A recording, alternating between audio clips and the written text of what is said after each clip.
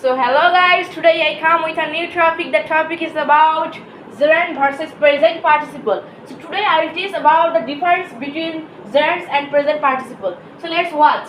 At first I have written that gerund.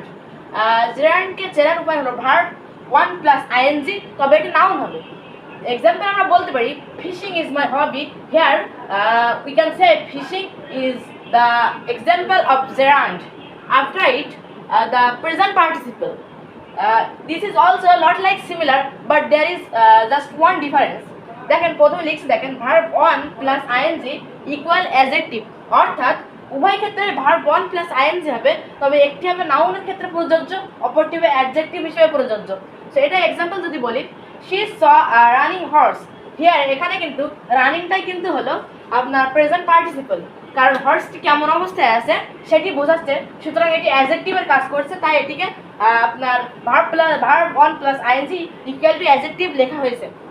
So এখন gerund কোথায় কোথায় বসে এবং প্রেজেন্ট পার্টিসিপল কোথায় কোথায় বসে সেই বিষয়টি শেখানো হবে। প্রথমে লিখছি দেখেন পজিশন অফ gerunds।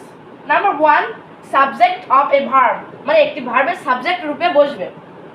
এক্সাম্পল দিয়েছে দেখেন flying kite is my hobby, here flying is the example of gerund। কারণ আপনি যদি প্রথমে লিখছি দেখেন verb 1 plus ing নাউন হিসেবে ব্যবহৃত হবে এবং সাবজেক্টের দেখেন আপনি যদি সাবজেক্ট নির্ণয় করেন তাহলে এটা কিন্তু সাবজেক্ট আপনি নির্ণয় করবেন, প্লাস এটি verb 1 plus ing, ফ্লাই হলো verb 1 of it and ing যোগ করে এটা হচ্ছে নাউন। সো পরবর্তীতে লিখছি দেখেন object of a verb. So এক্সাম্পলটা এখানে লিখছি আই লাইক সুইমিং, এখানে কিন্তু সুইমিংটা কিন্তু অবজেক্ট, অর্থাৎ অবজেক্টে ব্যবহৃত হচ্ছে। swim is a verb, this is the v1 and if we add ing it becomes swimming and this is noun, for this reason this is gerund। অর্থাৎ আমরা যদি নাউনের পরে ing যোগ করি এবং বাক্যে যদি ভার্বের সাথে ing যোগ করি এবং বাক্যে যদি নাউনের কাজ করে তাহলে সেটি gerund হিসেবে ব্যবহৃত হবে। এর একটি উদাহরণ হলো 18 I like swimming, এখানে সুইমিং gerund। এর পরে আছে হলো position of present participle. Example লিখছি, মানে সংক্ষেপে লিখছি, এক্সাম্পল দিয়েছি দেখেন কয়েকটি।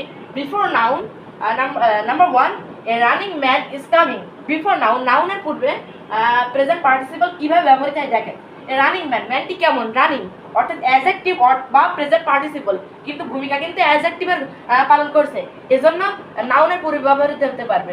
ম্যান হলো এখানে নাউন। পরবর্তীতে আসে হলো after noun I saw the man standing on the road, এখন এখানে কিন্তু একই ম্যানই কিন্তু নাউন বাট স্ট্যান্ডিং, অর্থাৎ এটি কিন্তু নাউনের পরে ব্যবহৃত হয়েছে, অর্থাৎ আপনি বলতে পারেন যে